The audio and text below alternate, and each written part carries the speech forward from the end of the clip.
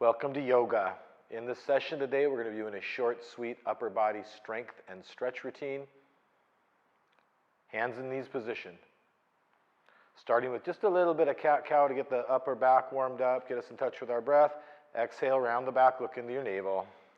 So it's a long, slow flow, 6-second inhale, exhale. And inhale, eyes open, opening through the chest. Pushing the buttocks up. So we're going to open through the heart chakra here, push the buttocks up. There's a hold at the top. This should be uncomfortable the way I teach this. And long, slow down on the exhale. So we want a nice, long, slow, 6 seconds all the way to the gap at the bottom and then squeeze and make it uncomfortable.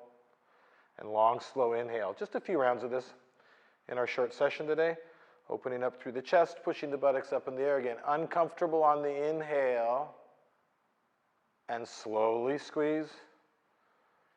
Engaging Uddiyana Bandha, abdominal lock all the way down, and like you're squeezing and juice out of an orange, squeeze that last drop of breath out here. And long, slow inhale. Just finding a little bit of flow. The focus is not going to be on flow today, but I always want nice flow just to settle into practice.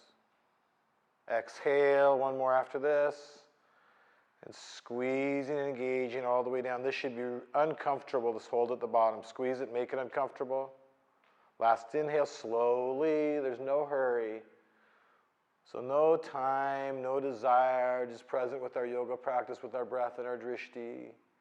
And slowly exhale all the way down to the bottom. And again, when you get to the bottom, squeeze tightly, make it uncomfortable, around your back like an angry cat or a Halloween cat. And let the breath return to normal, looking forward.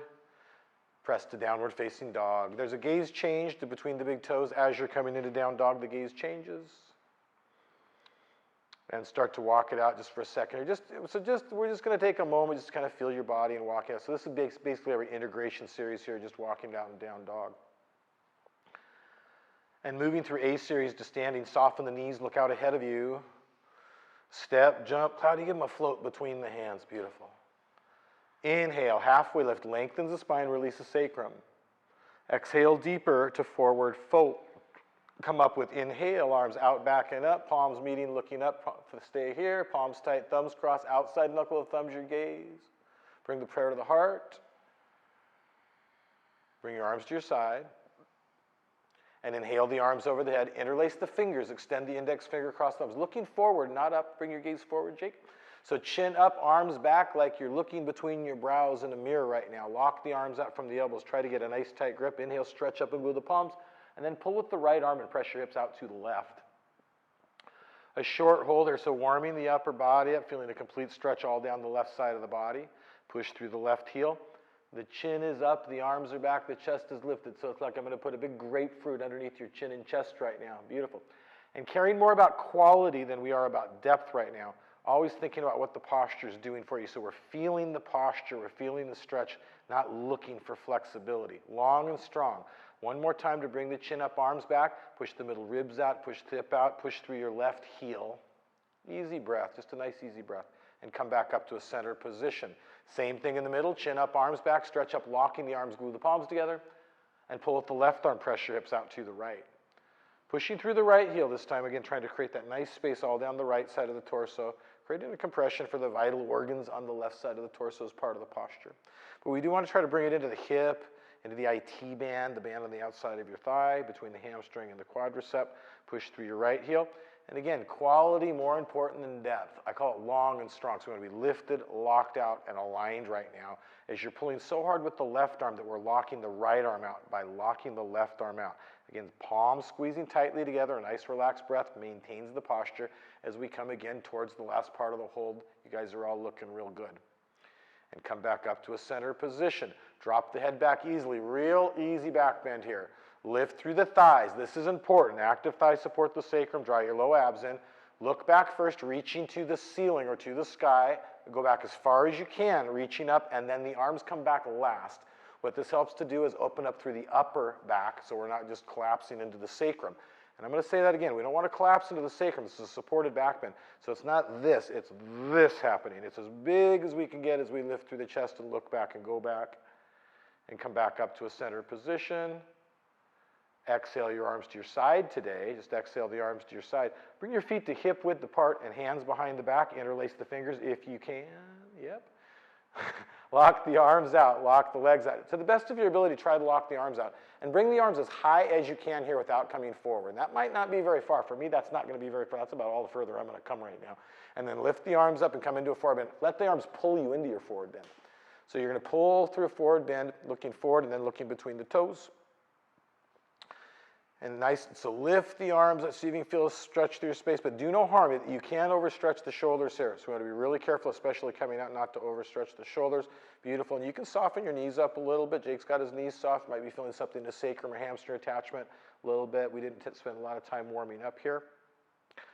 Now you might want to release the stretch first. Bring your arms back and then bring the arms down to the floor. Interlace your fingers around the big toes. And inhale, halfway lift the chest, look forward. And then pull straight down, intense forward bending. Paschimottanasana. So chin away from chest. I would be looking between my toes right here, but if you want, I've been Bikram trained, so that's where my gaze would be, but if you want to look back, you can look back also. What I want is a nice long flat back, but you are thinking about bringing either the third eye or crown of the head to the floor here as you're pulling with back and biceps intensely.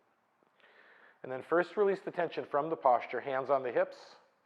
Inhale, lift through the chest, flat back, chin away from chest up, flat back. Right foot back to left, arms to your side. Going through A series. Inhale the arms, out, back, and up over the head. Touch the palms, look up, stretch up. Exhale, swan dive, chin away from chest, flat back together down to the floor. Inhale, halfway lift, lengthen the spine, release through sacrum. Step or jump back and lower slowly to chaturanga and hold. Here's where upper body comes in. Big lat muscles kicking in here. We want to use those lat muscles. Use your core, chest active, tricep hold. This isn't going to be horribly long. Knees can be on the ground, squeezing knees and elbows together. Inhale, up dog. Beautiful. Look all the way back if you can and pull the body forward. And exhale to down dog. Roll over the toes to down dog. Now let's make this a nice clean move. Squeezing your core, active through abs and through thighs, pivoting from hips and shoulders. Just simply pivot to a plank posture. Pivot to a plank. And bring the right knee on the ground under the hip. Look at the tip of the left thumb and rotate your left hand up to the ceiling. Looking to the tip of the thumb, other right knee. There you go. Spreading your fingers, lift it up out of the bottom shoulder. So really using your left lat strength around here. Some people tell me we don't use a lot of lats in yoga. That's not true. We are using a lot of lats. We're using lats right here, a little muscle called serratus. Try to flatten the back a little bit further. And then rotate the left hand down, replace the right hand with the left knee on the ground, look at the tip of the right thumb and rotate the right hand up. So we're just going to settle in here. We're just going to settle in, spread the fingers in both hands, trying to create space out of both wrist joints, both elbow joints. Awareness on breath, number one. Drishti, tip of the thumb, number two. Lift it into a strong supported posture. Big muscle group supporting a strong posture here. And pivot looking forward back to a plank. Eyes are forward, not on the floor in your plank. Engage your core, please.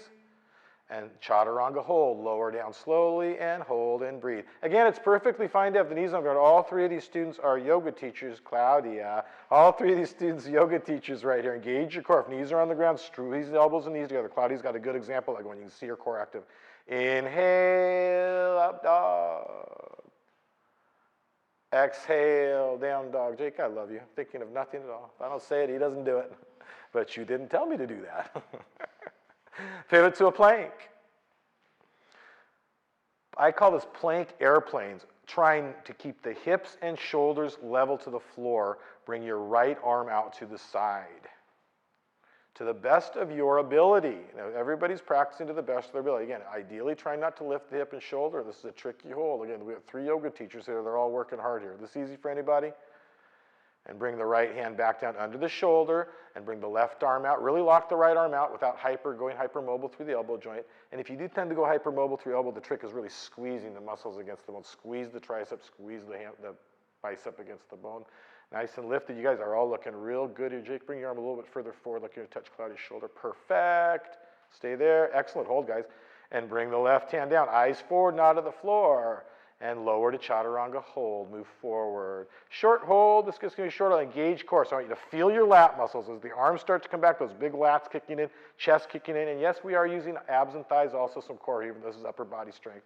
Inhale, up dog, nice example of that, Claudia. Exhale, downward facing dog. Beautiful. And pivot to a plank. We're having fun, aren't we? Left hand moves to center. Stack the right foot on top of the left. And rotate the right hand up, looking to the tip of the thumb. You don't want to stack today? And Alex has some shoulder stuff going on, so she's choosing to modify. Excellent. Do no harm is rule number one. This is yoga. We're not practicing CrossFit. We're not practicing martial arts. It's yoga.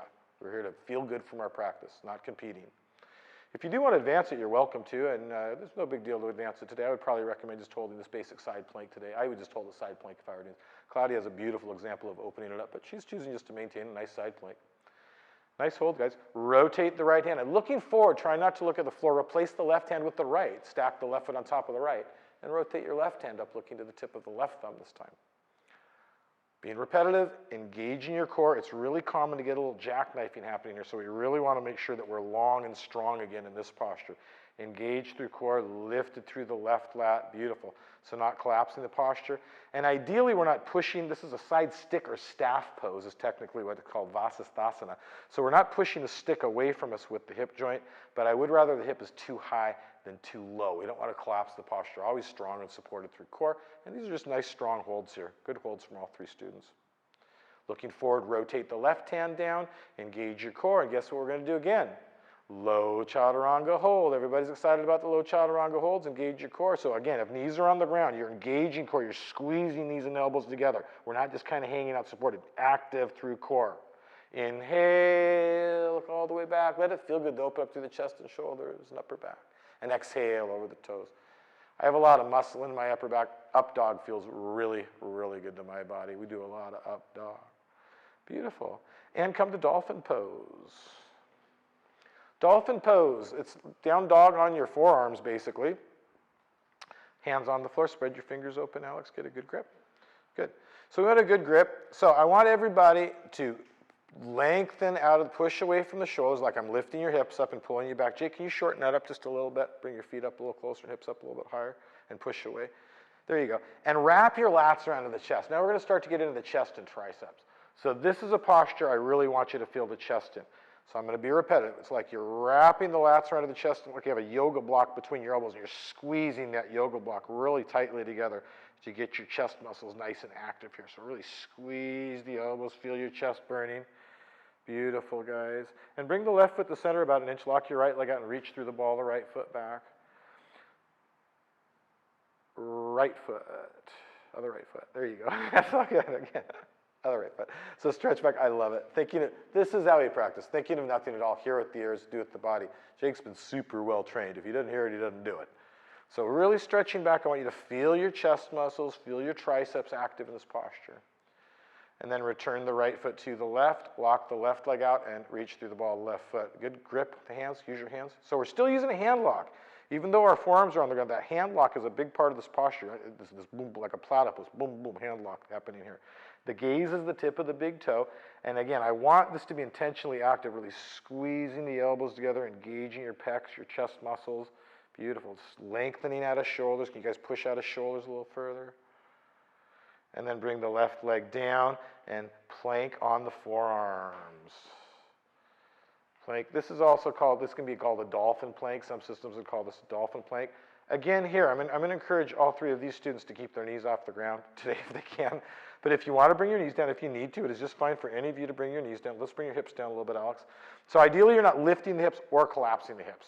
If you're doing either lifting the hips up or collapsing the hips, you're trying to get out of your core. Core strength, knees to diaphragm. I want you to feel your core here. So I'd much rather that you fail and come back into it. And again, it's just fine if you can't maintain the posture and you feel like you're starting to do harm, you come out of the posture, bring the knees down, and come back into it when you can. But I'm going to be, again, repetitive here. I don't want you to collapse the hips or lift the hips. I don't want to see that you're fatigued. Even if you are, that's fine. I don't want to see it. So if you have to rest, that's fine. It's quality, not quantity in this yoga posture. Beautiful. And from here, he's going to plank back to dolphin. Let's just press back to dolphin, knees down, and then press back to dolphin, knees down, release, and then back to dolphin pose. That's fine. That is just fine. And stretch back to dolphin pose, reaching the heels back. Beautiful, beautiful. This is all we're going to do is just squeeze the elbows and come to dolphin. And one more round of plank on the forearms. Come to plank on the forearms, just pivoting to plank on the forearms for one more round. Nobody said it was going to be easy class today. I don't think that was part of the criteria. This was Alex's idea. Bring the hips down a little bit. I've never seen you give anybody a dirty look in my life, Jake. So strong through core, true story. This is the first time I've ever seen Jake give anybody a dirty look ever. Strong through core squeeze. This will be our last wall of plank on the forearms. We're almost done already, guys. This was supposed to be kind of a short, sweet, little intense class that we're doing here. You guys feeling it? Is it working? All right. And just come right down onto your belly, please. We're just calling this a prone twist. Bring your right arm out to the side and left hand bent elbow flat on the floor with the hand under the shoulder. And just get in a nice shoulder stretch here. You can roll over on your side and bring the, left foot flat on the floor. So again, I'm calling this kind of a rollover prone position. Beautiful. And just feeling that nice stretch, breathing it. Again, it's really easy to overstretch the shoulders, especially if you have tight shoulders. So careful with the stretch. Always thinking about what the posture is doing for you. Always healing, always rejuvenating, restoring the body. We're never trying to rip the door off the hinges, always easing the door open. So it's like you're opening a door. It's not an elephant that's leaning on the other side of the door. It's a little baby. So you've got to open the door very carefully so you don't hurt the little baby. And come back to center position. And same thing on the other side. Just exact same thing on the other side. So this time bringing your left arm out, right hand flat, roll over prone. Foot flat. I bend my knee and bring the foot flat on the floor, but you can do it however you like. Alex has her legs straight. These two have their knees bent. It doesn't matter. So what matters is that we're feeling that nice opening through the chest, through the shoulder right now. And just breathing into the posture. I like to try to feel my body weight on it, so we're not using the right hand to push the body up. We're using the right hand to twist the body and bring weight into the shoulder, not to bring weight out of the shoulder. And come back to a center position. Loosely, we'll call this thread the needle. Bring the right arm under the body, and we have visual examples of it. Just bringing the right arm under the body, left arm straight out ahead of you. And depending on your body type, this can be a little uncomfortable. This is a little bit of an uncomfortable posture for me. Jake, how's that feel for you? A little uncomfortable? Yeah, Jake's got a lot of muscle. These guys have a lot of muscle on their shoulders. Do resistance training. And this yoga is made for really Ashram Yoga is meant to be accessible to anybody, but it is kind of designed for strong bodies that do resistance training, things like that. It was originally designed to be a very athletic system of yoga for people that were ex-soldiers, ex-fighters, things like that. Lots of football players were attracted to it. We used to have the Seahawks that came to us. And then come back to center position and bring your arm under the body. They go to Virginia Mason now, I think, some kind of sit and be fit. And reach under. True story. When I first started actually practicing hot yoga, lots of NFL teams, there were quite a few that were really actively engaged in hot yoga, mostly Bikram yoga, very, very popular. And they lasted a year or two, and they all kind of at the same time backed off and went to more gentler forms of yoga because it was just too taxing. They would come practice yoga, they'd come to my noon class, something like that, and they just didn't have any juice for the rest of their practice in the afternoon, so they changed their philosophy a little bit. And same on the other side. Come out. Do we do the same on the other side? All right, we already did the other. No, we didn't do the other side. Do we do both sides? Yes. We did both sides. Turn around, lie down, dead body pose. Kind of informal today. Lie in dead body pose, close the eyes. This is important. Always finishing our yoga sequence, even if it's a minute or two, with silence. The body is rejuvenating right now, opening up energy channels in the body. They're called nadis, and they literally translate to energy channels, nadis. And we're bringing prana into the body, freshly oxygenated blood energy into the body.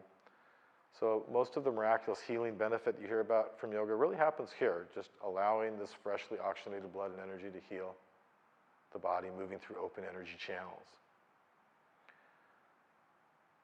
But the opportunity to practice yoga is in the mind. It's an innocent intent to be still. It's an innocent intent to be supported. It's a very innocent intent to think of nothing at all. If thoughts come, back to thinking of nothing at all. That's all. Until through process, we experience union in dead body pose.